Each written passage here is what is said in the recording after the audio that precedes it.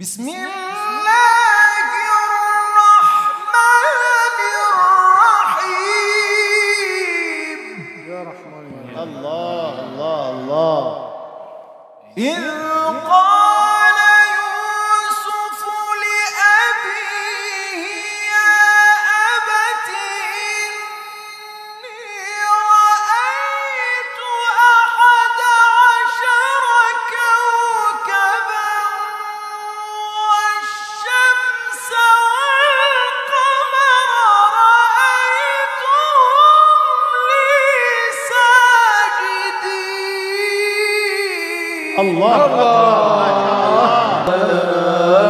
سيدنا محمد النبي الأمي وعلى آله وصحبه وسلم. الله الله الله. هذه قصيدة من حضرة مولانا ويقول بالفارس طبعا: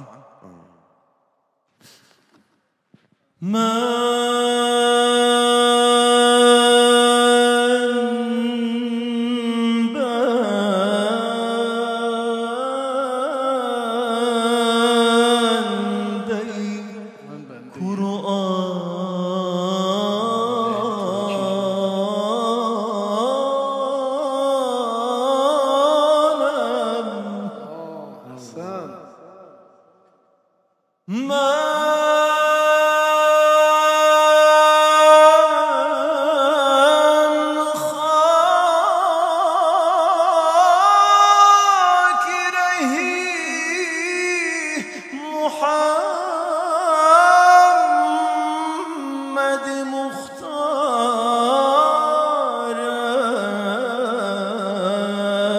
الله الله.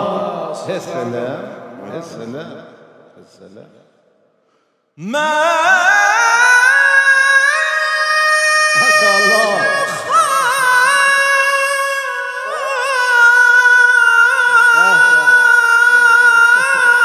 الله الله. محمد مختار.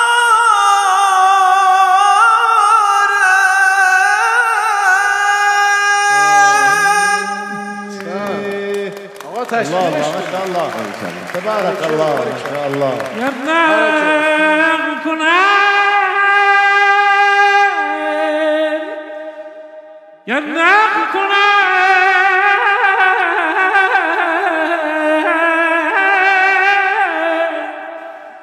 جز این کس از گفتارم